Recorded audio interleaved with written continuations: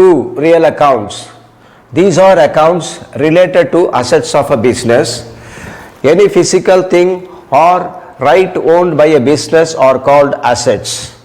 ஒரு பிஸ்னஸுக்கு சொந்தமான சொத்துக்களை குறிக்கக்கூடிய கணக்குகள் வந்து ரியல் அக்கவுண்ட்ஸ்னு சொல்கிறோம். உருவமுடைய கண்ணால் பார்க்கக்கூடிய மதிப்புமிக்க பொருட்கள் எல்லாமே சொத்துக்கள் அப்படின்னு சொல்கிறோம்.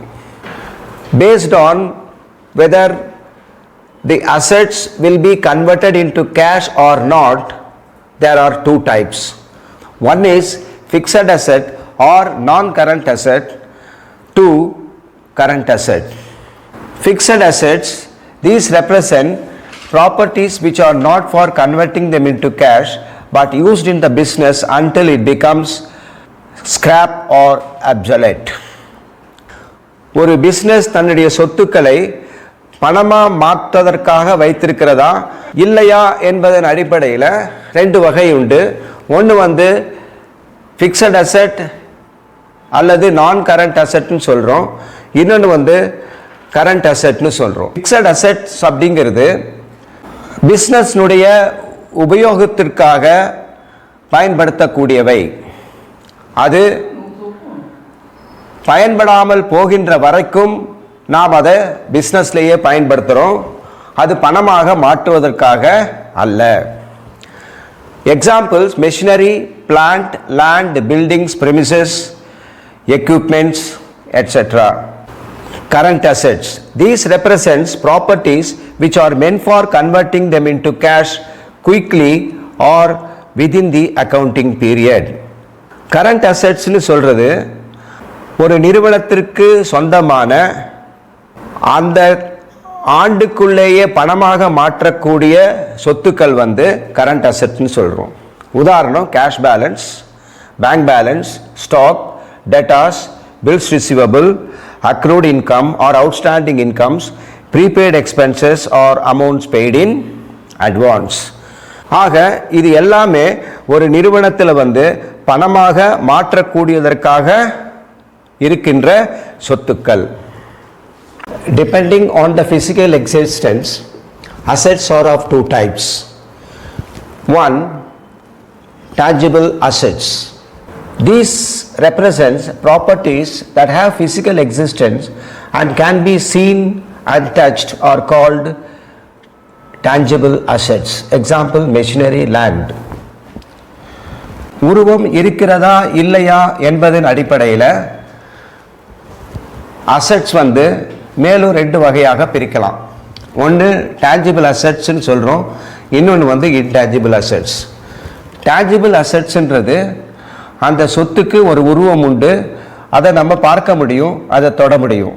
அத்தகைய சொத்துக்கள் எல்லாமே டேஞ்சிபிள்னு சொல்கிறோம்.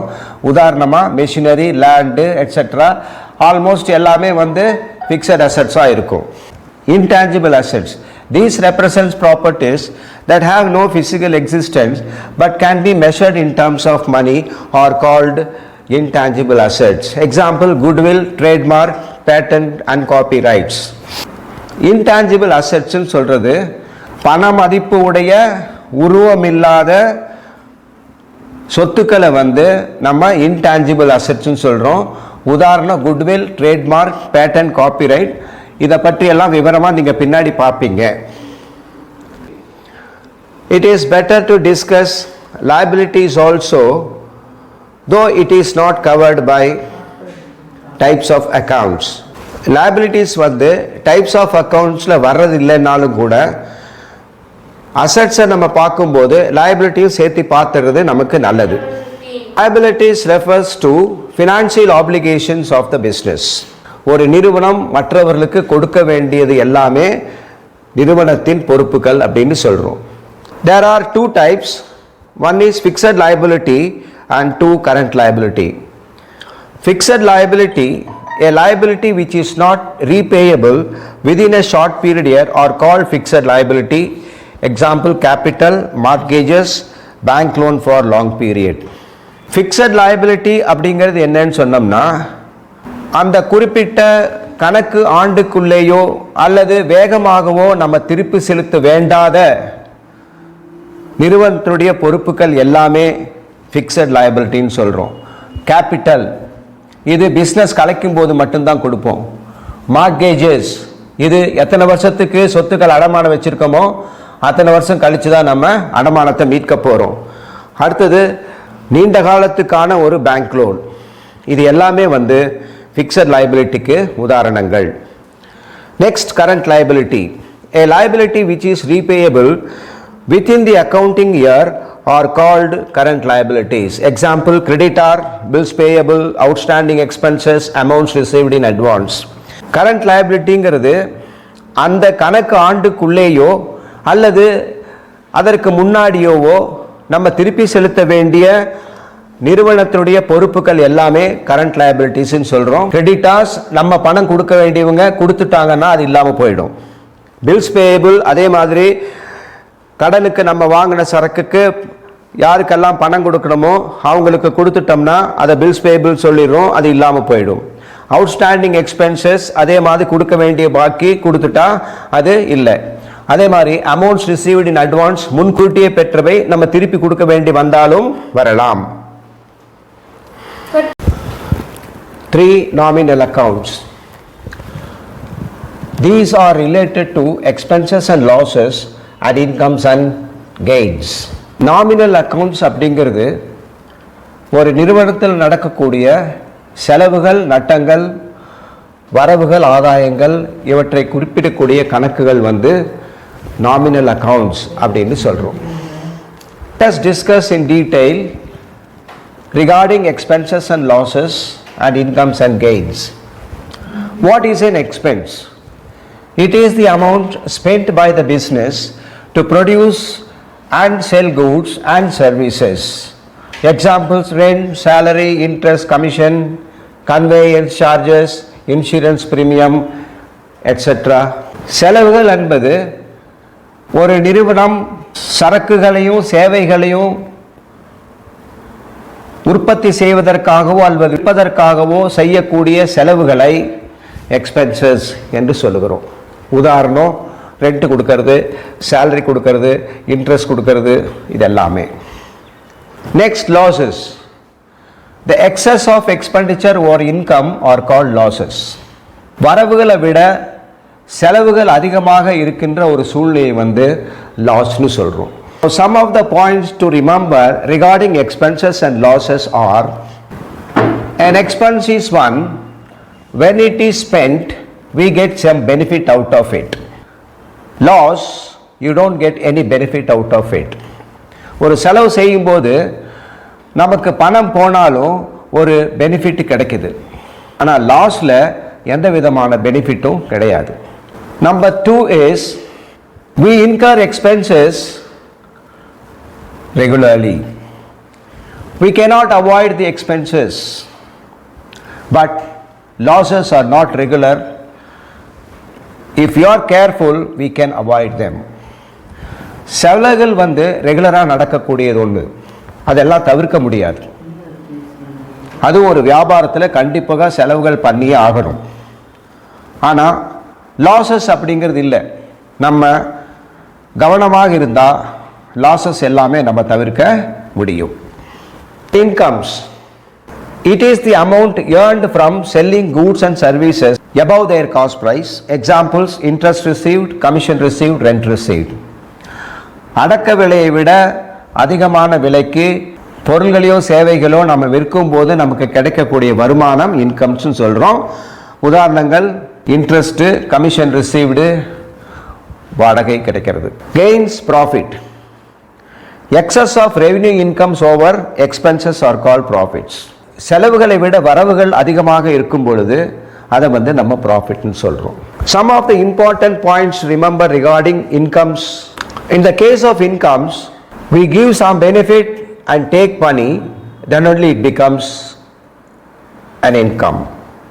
Gain is concerned, we don't give any benefit but we get something, then it is a gain. இன்கம்னு சொல்லும்போது நம்ம ஒரு சேவையை கொடுத்துட்டு அதுக்கு பணம் வாங்கினோம்னா அதான் இன்கம் ஆகும். கெயின்னு சொல்லும்போது நம்ம எந்த சேவையுமே கொடுக்காம நமக்கு பணம் வந்துச்சுன்னா, லாட்ரி டிக்கெட்டில் நமக்கு பணம் கிடைச்சது, அது வந்து gain. Incomes are regular but gains are not regular. இன்கம் வந்து நமக்கு ரெகுலராக கிடைக்கக்கூடியது, கெயின்ஸ் வந்து நமக்கு ரெகுலராக கிடைக்கக்கூடியது இல்லை. So far we have been discussing about business transaction, personal, real and nominal accounts in detail. இதுவரைக்கும் நம்ம business transactions, personal account, real account, nominal accounts பற்றி விரிவாக பார்த்தோம்.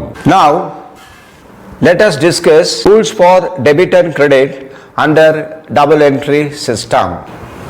இப்போ double entry system படி rules for debit and credit பத்தி நம்ம பார்க்கலாம். Under double entry system there are two accounts affected in a business transaction and one account is to be debited and another account is to be credited. Double entry system படி ஒரு டிரான்சாக்ஷன்ல ரெண்டு accounts வந்து பாதிக்கப்படுது. ஒரு அக்கவுண்ட்டை debit பண்ணணும், இன்னொரு அக்கவுண்ட்டை வந்து நம்ம கிரெடிட் பண்ணலாம். First of all, let us see what is debit and what is credit. Debit and credit are two terms which refers to the side of an account. Always the left hand side of an account is the debit side and the right hand side of an account is the credit side.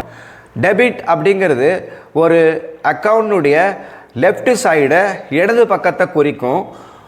கிரெடிட்டுங்கிறது ஒரு அக்கவுண்டுடைய right side வலது பக்கத்தை வந்து அது குறிக்கும். For recording the journal entries, you have to use only one page of an accounts notebook, and if you use only one page, the left hand side, this is debit side and this is credit side. On the other hand, if you use two sides of an accounts notebook for ledgers, then the page on the left hand side is called debit side and the page on the right hand side is called credit side. ஒரு account நோட்புக்னுடைய ஒரு பக்கத்தை மட்டும் நீங்கள் ஜேர்னலுக்கு பயன்படுத்தும் போது இது வந்து debit side ஆகும், இது வந்து கிரெடிட் சைடு ஆகும். ஒரு அக்கவுண்ட்ஸ் நோட்டினுடைய ரெண்டு பக்கத்தையும் நீங்கள் யூஸ் பண்ணிங்கன்னா அப்போது இந்த இடது பக்கத்தில் இருக்கிற பேஜ் பூராவுமே டெபிட் சைடுன்னு சொல்கிறோம், வலது பக்கத்தில் இருக்கிற பேஜ் பூராவுமே கிரெடிட் சைடுன்னு சொல்கிறோம். Now let us see the rules. Personal account. Debit the receiver, credit the giver. If you come across a personal account in the given transaction, name of the person, name of the companies, receiver account should be debited and giver account should be credited. Personal accountக்கு rule வந்து debit the receiver, credit the giver. Name of the persons வரும்போது receiver இருந்தா debit பண்றோம், giver இருந்தா credit பண்ணோம். Real account rule is debit what comes in, credit what goes out. Real accounts are related to assets or materials. So when material comes into the business, it should be debited, and materials goes out of the business, it should be credited. Real accountsங்கிறது பொருள்களை குறிக்குது. அதனால் பொருள்கள் உள்ளே வரும்போது debit பண்ணுறோம், அது வெளியே போகும்போது கிரெடிட் பண்ணோம். Nominal accounts. Nominal accounts are related to expenses and losses. So debit all expenses and losses, credit all incomes and gain. Nominal accountsங்கிறது expenses and losses குறிக்கும். அப்போது expenses and losses account வந்துச்சுன்னா அதை debit பண்ணுங்க, incomes and gains வந்துச்சுன்னா credit பண்ணுங்க. Dear students,